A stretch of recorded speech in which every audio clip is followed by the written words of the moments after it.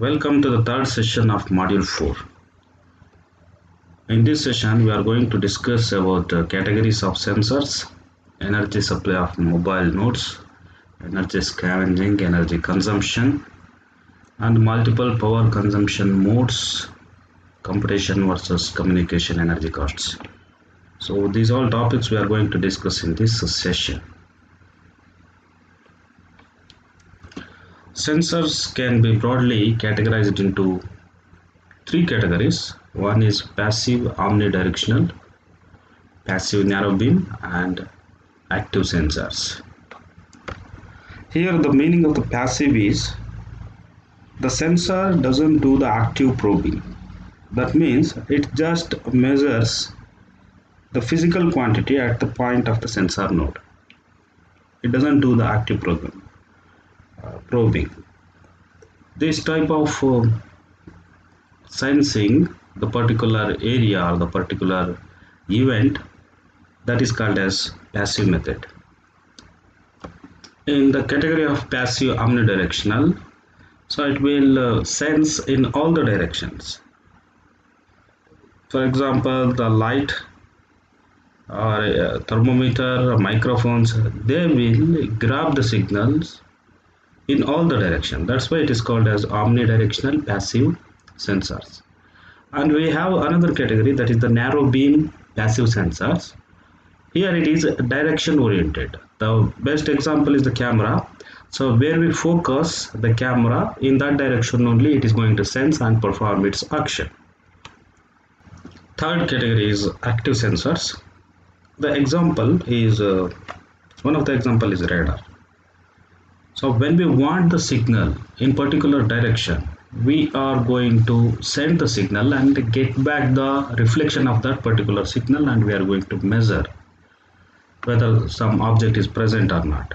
In this sense, the active probing that is going to occur here. So that means, so you are triggering the environment to get the signal. So in the passive cases, you just simply measure what is sensing. Important parameter is area of coverage. So it will tell us that which region is adequately covered by a given sensor. How we can supply energy to the mobile or sensor nodes? As we know that we are using the batteries. In WSN, recharging may or may not be an option. So our goal is to provide as much as energy as possible at smallest cost, smallest volume, smallest weight, and smallest recharge time, and the largest longevity of the battery. So we have several options. That is, we can use primary batteries and secondary batteries. Primary batteries cannot be rechargeable. Once you are using that primary batteries, so once the battery is drained out, so then that particular sensor, that's not going to perform any action. That means it's dead. Secondary batteries can be rechargeable. So we are going to adopt energy harvesting techniques. So from that, the secondary batteries can be rechargeable. So what are the battery requirements? The first requirement is low self-discharge rate. So self-discharging, that should be very less amount, and long shelf life. Capacity under load. Capacity under load is nothing but sometimes the sensor is very active, sometimes the sensor is in the sleep state. During both the cases, so the battery should be provide energy to the sensor according to its need. And the next requirement is efficient recharging at a low current, and good relaxation properties it should have, and voltage stability to avoid DC to DC conversion. To ensure constant voltage, we are going to use the DC to DC conversion. But what is the problem here is, already if the battery's power is less, So if you use the DC to DC conversion, then it is going to draw more voltage. That means the battery is already draining out, and it will consume still more power, so the battery will die quickly. So for that, voltage stability is the requirement for the good battery. Energy scavenging technique, how to recharge a battery. So simple laptop that can be easily, you are going to plug into wall socket, so and you are going to recharge the laptop. How you can recharge sensor, particularly the node. So for that purpose, we are going to try to scavenge energy from environment. So there are different energy sources in the environment, like light and temperature gradients, vibrations and pressure variations, or airflow or liquid flow. So consider that the light energy, for that we are going to use the solar cells. So we are going to get the energy 10 microwatts per centimeter square and 15 milliwatts per centimeter square. Okay, so this is the energy we can get from the solar cells. Same way, temperature gradients, we will get some energy from vibrations and from pressure variations. So that is the method, piezoelectric method we are going to use. So for example, we are going to wear the shoe. In that shoe, so every step, so when we are walking, so it's going to, the pressure that is going to be applied, and it's going to generate the energy, so that energy that can be used. And for the air or the liquid flow also, so for that we can use MEMS gas turbines. We can generate the energy, and that energy that can be stored in the batteries for the sensor nodes. So this generating energy and getting the energy from the environment and charging or recharging the battery, it's called as the energy scavenging. So this is the figure that will tells you that overview, energy sources, and what is the energy density. So for the batteries, if the zinc air combination, rechargeable lithiums. So this is for the solar, if you use it in outdoors, so during direct sun or cloudy day. Solar in indoors, and for vibrations, acoustic noise, passive human power systems, nuclear reactions. Okay, so those are some figures. So energy consumption, we have energy per instruction. Consider that it requires 1 nanojoules. If we are using smart dust in that small battery, so that can store 1 joule, so that corresponds to, you can execute 10 power 9 instructions. Now we can calculate the lifetime for a day. Operation lifetime, that is 24 hours 60 minutes 60 seconds, that will gives you 86,400 seconds, and it will gives you the figure 11.5 microwatt as maximum sustained power consumption. And this figure, no current controller, let alone an entire node, is able to work at such low power levels. This is not feasible. Multiple power consumption modes. Do not run sensor node at full operation all the time. Whenever it is not necessary or nothing to do, so then switch to power safe mode. The question arises when to throttle down and when to wake up again. So we have generally 3 types of modes. One is the active mode, another is idle mode, and another is sleep mode. Corresponding to the radio mode, we can turn on transmitter or turn off receiver, transmitter or receiver, on or offing, radio modes both, as we are using transceivers. There are multiple modes also possible. Deeper sleep modes. So the deeper sleep modes, that is entirely dependent on hardware. For example, if you are using MSP430, so we can get 4 different sleep modes. If we are using Atmel, so we can get 6 different modes. So as the node that will go deeper and deeper into the sleep modes, so it will consume lesser and lesser power. So here we have the energy consumption figure for the microcontroller MSP430. So during full operation it will consume 1.2 milliwatts, and the deepest sleep mode that will consume only 0.3 microwatts, and it can be only woken up by external interrupts. So we have another category, Atmega. This microcontroller operational mode that will use 15 milliwatts when it is active. When it is idle, it will use 6 milliwatts, and during sleep mode, so it will consume 75 microwatts. So you can see here that so it's in the microwatts range whenever the device in the sleep mode. So that's why it is necessary to push the node into the sleep mode whenever it is not performing anything. We can see here that how to push the node from active mode to the sleep mode. To reach the sleep mode from the active state, it is going to take some time, that is represented as tau down.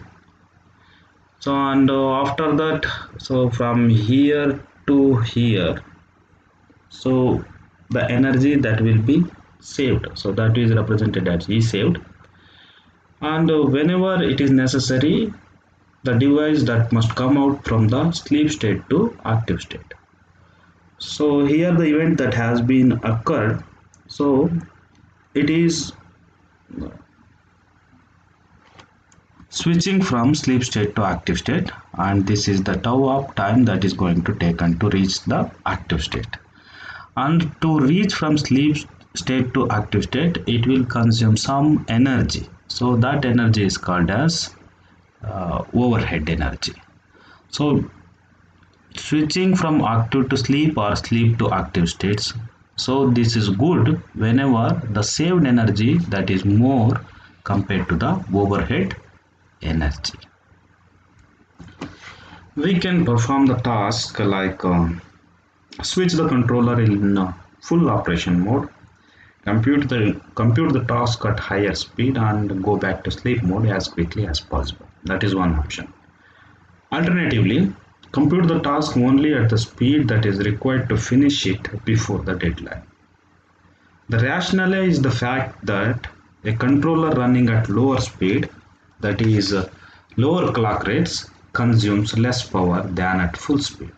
This is due to the fact that the supply voltage can be reduced at lower clock rates while still guaranteeing correct operation.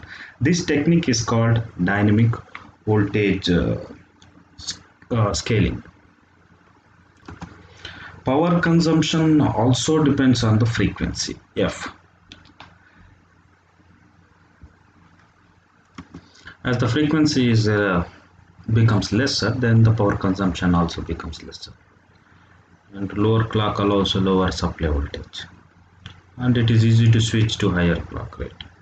But the thing is, as the clock cycles are becoming lesser, execution takes longer. Memory power consumption. The crucial part is flash memory. And off-chip RAM, it is rarely, if we are using, then we need to consider, but otherwise it is almost negligible. Flash writing or erasing is expensive, so we can see here for reading it takes 1.1 NaH per byte. For writing it will take 83.3 NaH per byte. So that is the energy consumption required to read or write a single byte. So we will consider transmitter power or energy consumption for n bits. Amplifier power that is required, so that will consider the alpha amplifier and beta amplifier and P transmit radiated power. So this is the amplified power, and alpha amp and beta amp, those are constant depending on module. So we can achieve the highest efficiency whenever it is running at maximum output power. So that is the ratio of transmitted power to the amplified power. In addition, transmitter electronics also needs some power, that is denoted as a P transceiver electronics. And time to transmit n bits, so that is n divided by r into r code.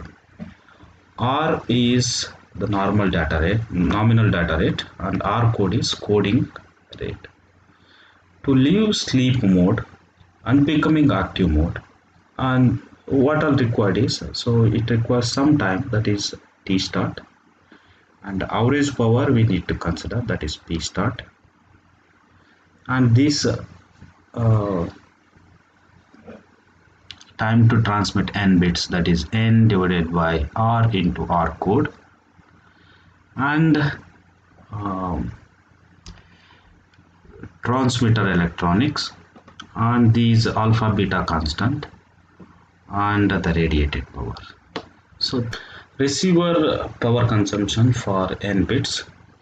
Receiver also has startup costs, so it requires some time, that is T start, and average power to start, that is P start. Time for n bits is same as the transmitter case, that is n divided by r into r code, and receiver electronics needs P receiver electronic power plus energy to decode n bits. So this is E decoding bits. This is the energy that is required to decode, and finally the energy required to receive n number of bits. This will be the equation: T start P start plus n divided by r into r code, P receiver electronics plus E decoding bits into R. So these are some transceiver numbers. So these are example transceivers. So what are the values of alpha amplifier, beta, P receiver electronics, receiver idle to start, transmitter electronics or transmission rate, and T start startup time. So these are some numbers. Controlling transceivers. Similar to controller, low duty cycle is necessary. It is easy to do for transmitter. Similar problem to controller, when it is when it should be worthwhile to switch off. It is difficult for receiver. Not only time when to wake up, that is unknown. It also depends on remote partners. Dependence between MAC protocols and power consumption is strong. Only limited applicability of techniques analogous to DVS. Dynamic modulation scaling, switch to modulation best suited to communication. It all depends on the channel gain. Dynamic coding scaling, that vary coding rate according to channel gain. Coding rate that will be varied. We can vary that depending on the channel gain, or we can use the combination. Computation versus communication energy costs. What is the trade-off? Directly comparing computation or communication energy cost, it is not possible. But put them into perspective. Energy ratio of sending one bit versus computing one instruction. energy ratio of sending one bit versus computing one instruction, that will fall anything between 220 and 2900 in the literature. To communicate, that means to send and receive 1 kilobyte, it requires computing 3 million instructions. We need to compute to send 1 kilobyte of data. Hence, try to compute instead of communicate whenever possible.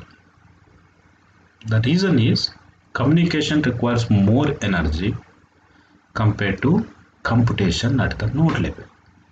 So that's why try to compute instead of communicate whenever possible. The key technique in WSN is in network processing, where we can exploit compression schemes and we can use intelligent coding schemes. And this is the reference I have referred, and thank you.